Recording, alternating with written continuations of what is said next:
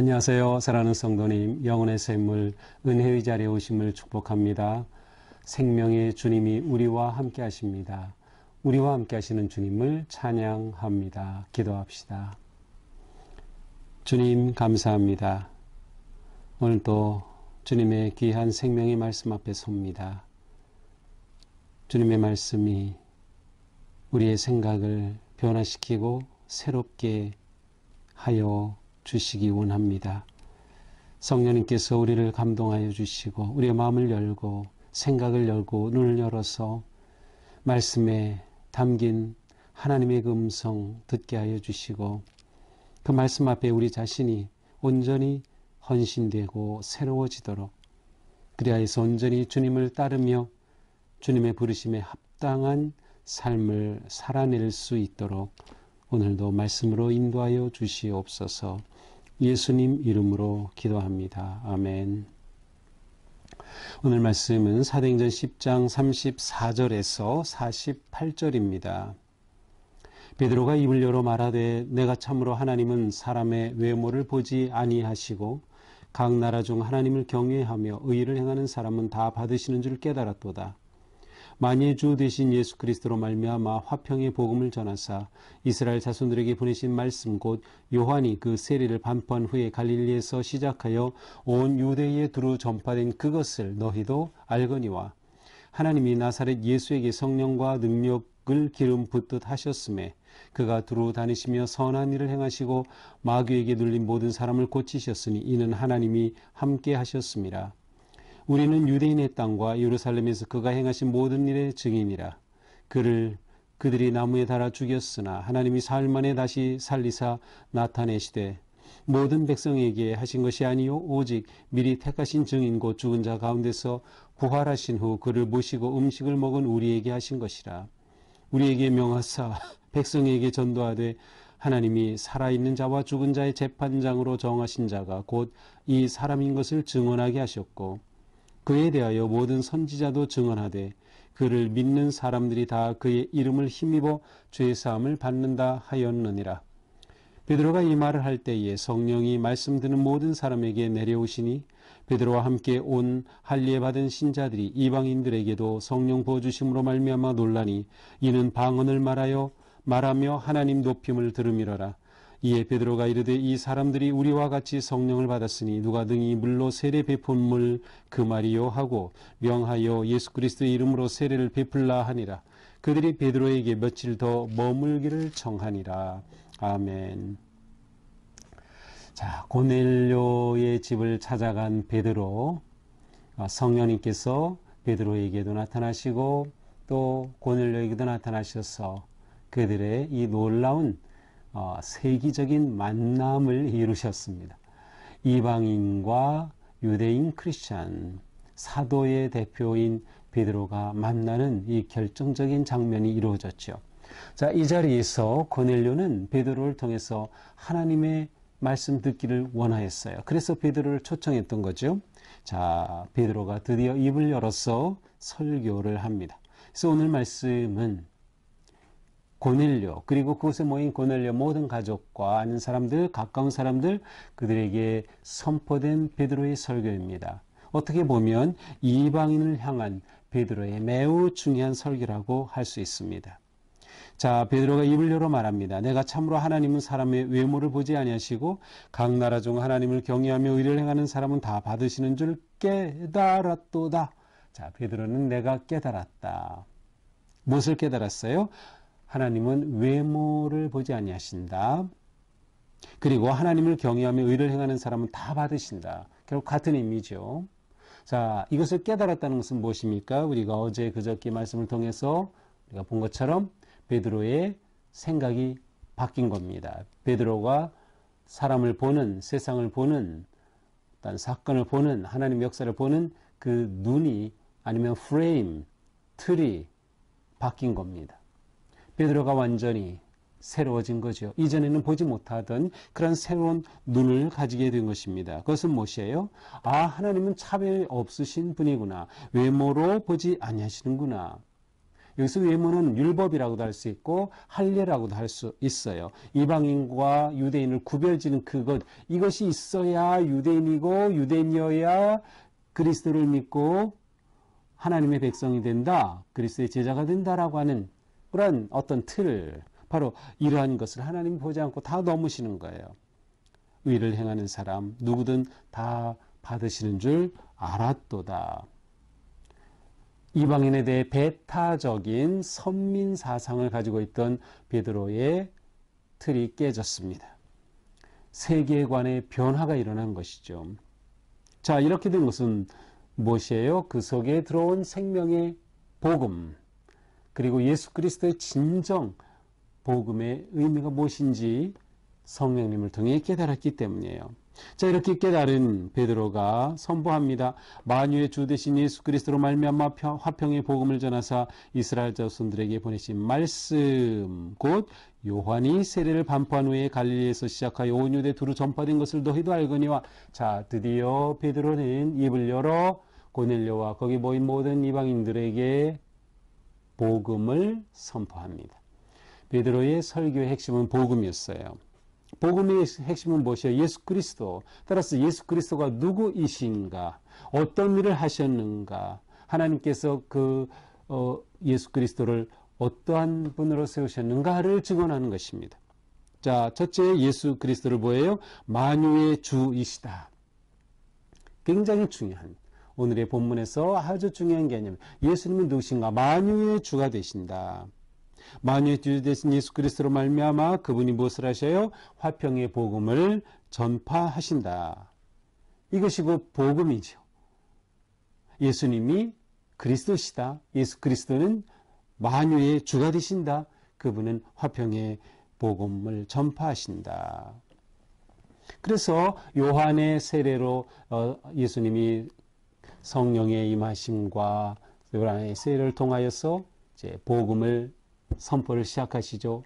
바로 그것을 이제 설명을 쭉 합니다. 복음을 선포하고 갈릴리에서 시작해서 온 유대에 두루 전파되었다.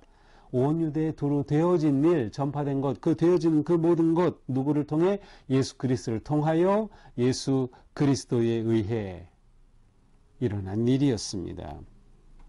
자, 이렇게 된 것은 38절, 하나님께서 나사렛 예수에게 성령과 능력을 기름 부으셨기 때문이에요. 예수님은 그리스도이십니다. 기름 부음 받으신 분, 성령과 능력이 기름 부음 받은 분, 하나님께서 그렇게 하셨어요. 그러니 예수 그리스도는 하나님의 능력과 권능과 보호하심이 함께 하시는 분. 그래서 그 기름 부음 받으신 예수 그리스도께서 무슨 일을 하셨어요? 선한 일을 행하셨다. 그 일 중에는 마귀에게 눌린 자를 고치셨다. 하나님이 함께 하셨기 때문이라. 자, 그런데 예수님에게 일어난 결정적 사건을 말합니다. 그것은 바로 예수 그리스도의 십자가입니다. 39절, 우리는 유대 땅과 예루살렘에서 그가 행하신 모든 일에 다 증인이다.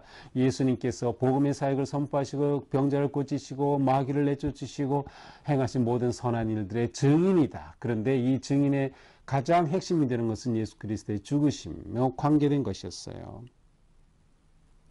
그들이 나무에 달아 죽였으나 유대인들이, 종교 지도자들이 예수 그리스도를 나무에 달아 죽였지만 어떻게? 하나님이 사흘 만에 다시 살리사 예수 그리스도의 죽음, 사흘 만에 부활하심, 그 놀라운 복음의 핵심을 선포합니다. 이것이 복음이죠. 그리고 이렇게 부활하신 주님께서 어떻게 하셨어요? 41절에 보니까 부활하신 후 그를 모시고 음식 먹은 우리에게 이러한 놀라운 일을 나타내셨어요. 우리는 바로 사도들, 아니면 예수 그리스도의 부활의 첫 증인이 되는 그러한 사람들이죠. 이렇게 하나님께서 예수 그리스도를 다시 살리신 것이에요. 이것은 바로 미리 택하신 증인인 사도들과 예수님의 부활의 첫 증인들에게 예수님께서 그와 같이 부활하신 주님으로 나타나신 겁니다. 특별히 여기서 그를 모시고 음식을 먹은 우리에게, 음식을 먹었다는 것을 굉장히 중요하게 묘사합니다. 그렇습니다. 부활하신 주님께서 제자들과 식사 교제, 식탁을 나누시죠. 갈릴리 호숫가에서도 나누시고 이후에도 제자들과 함께, 또 이전에 복음의 사역을 하실 때에도 제자들과 함께 식사를 나누셨어요. 십자가를 지시기 전에는 최후의 만찬도 나누셨어요. 제자들에게, 사도들에게 예수님이 우리와 함께 식사하셨다는 건 너무도 중요한 일이었어요. 그래서 바로 이 식사가 우리 교회 예배의 성찬으로 들어오게 된 거죠. 예수님이 이 제정을 명령하셨기 때문입니다. 자, 더 나아가서 예수 그리스도는 어떤 분이신가? 42절에 보니까 하나님께서 그를 재판장으로 정하셨다. 자, 재판장으로 정하신 분. 그것은 무엇이에요? 예수 그리스도가 모든 사람의 판단의 기준, 죽고 사는 것의 기준이 되셔요. 예수 그리스도의 십자가를 믿으면 살고 거절하면 죽는 거죠. 더 나아가서 재판장 되심은 다시 오실 그리스도에 대한 그리스도의 행하실 그러한 놀라운 일에 대한 예고이기도 합니다. 자, 바로 예수 그리스도가 재판장 되심. 그리하여서 누구든지 그를 믿는 자는 43절 다 그 이름을 힘입어 죄사함을 받는다. 그를 믿는 자는 누구든지 구원을 얻으리라. 베드로는 이렇게 고넬료와 가족들 앞에서 생명의 복음을 선포했습니다. 그를 믿는 자는 다 이름을 힘입어 죄사함을 받는다라고 선포하자 이렇게 말을 할 때에 이렇게 설교를 하고 있을 때 성령이 그들 가운데 강력하게 임하셨어요. 성령이 모든 듣는 사람에게 내려오셨어요. 성령 강림, 이방인에게 임한 성령 강림이었어요. 그렇게 되자 베드로와 함께 온 할례받은 신자들, 이들은 유대인이었죠. 베드로와 함께 따라온 사람들이 있었죠. 그들이 이방인들에게도 이처럼 성령이 임하시는 것을 보고 깜짝 놀랐어요. 그들의 틀이 깨지는 거죠. 성령의 임하심은 유대인에게만이 아니라 이방인에게도 임하시는구나 깨달은 겁니다. 이들도 처음 성령 강림절처럼 방언을 말합니다. 46절 하나님을 높입니다. 경배하는 놀라운 일을 보게 됩니다. 베드로가 이 광경을 보고 이방인에게도 성령 임하심을 보고 이르되 이 사람들이 우리와 같이 성령을 받았으니 누가 등이 물로 세례 베품을 그 말이요. 이렇게 이들도 성령을 받았으니 우리는 이들에게 세례를 베푼다. 세례를 금할 자가 없다. 그리고 명하여 예수 그리스도 이름으로 세례를 베풀라 하니라. 세례를 베풀라라고도 번역이 되고 세례를 받으라라고도 번역이 됩니다. 그래서 세례를 베풀게 되죠. 여기서 특이한 것은 세례를 베풀면서 성령이 임하거나 세례를 베푼 후에 빌립의 경우처럼 나중에 성령이 임한 것이 아니라 이 경우는 성령이 임하고 나서 베드로가 그 확증으로 또한 세례를 베풀라라고 한 것을 보게 됩니다. 자, 이렇게 하여서 고넬료의 집에 베드로가 선포한 복음의 아름다운 설교와 그 열매로서 고넬료와 가족들이 세례받는 놀라운 사건을 우리가 보게 됩니다. 오늘의 말씀을 우리는 보면서 이방인에게 임한 성령 강림의 이 놀라운 사건, 이것은 정말 복음이 사도들을 통해서 그리고 이제 다시 등장하게 될 바울을 통해서 이방 세계로 선포되고 퍼져나가는 이 놀라운 벽이 깨지고 고정관념이 깨지고 편견과 갇힌 사고가 깨지는 그런 놀라운 복음의 현장을 우리가 보게 됩니다. 자, 여기서 중요한 것은 무엇이에요? 역시 계속해서 나오죠. 성령이 주된 그러한 놀라운 역사가 일어나는 것입니다. 성령이 모든 믿는 사람들에게 모든 사람에게 내려오신다.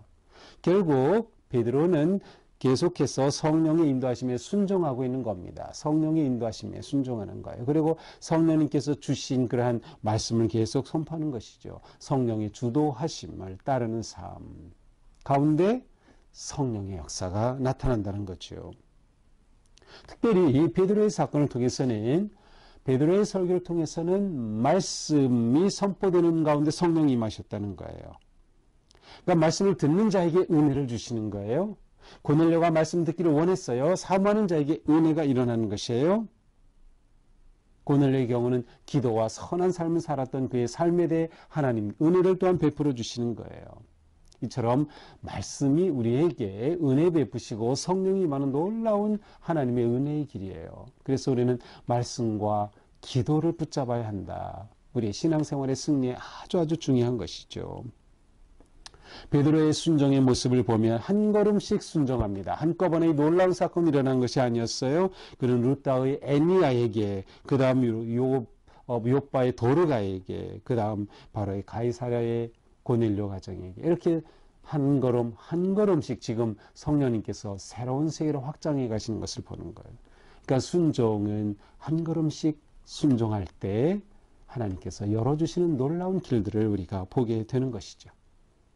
그러므로 우리는 이러한 성령의 임재하심 가운데 우리가 가지고 있는 모든 것들을 넘어서야 돼요. 외모를 넘어서야 된다.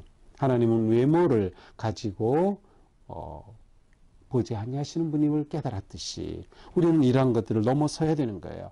우리의 조건, 혈연이나 편견, 선입관, 여러 가지 차별, 율법주의, 자랑, 교만, 이 모든 것들을 넘어서는, 그것은 바로 성령님의 인도하심에 순종하고 또한 우리가 말씀을 사모하고 오직 주님을 의지할 때 주어지는 놀라운 은혜인 것이죠. 우리는 이 일의 증인입니다. 오늘 말씀에서 중요한 거죠. 우리는 증인이다. 39절. 예수 그리스도가 누구이신지, 어떤 일을 행하셨는지, 우리가 그리스도를 통하여 어떠한 은혜를 입고 있는지 증인이 되는 겁니다. 이것이 우리가 구원받은 성도의 사명이 되는 것이죠. 오늘 하루도 주님의 은혜 안에서 우리의 삶이 사명을 이루고 증인의 삶을 살아가는 복된 하루가 되기를 축복합니다. 기도합시다. 주님 감사합니다.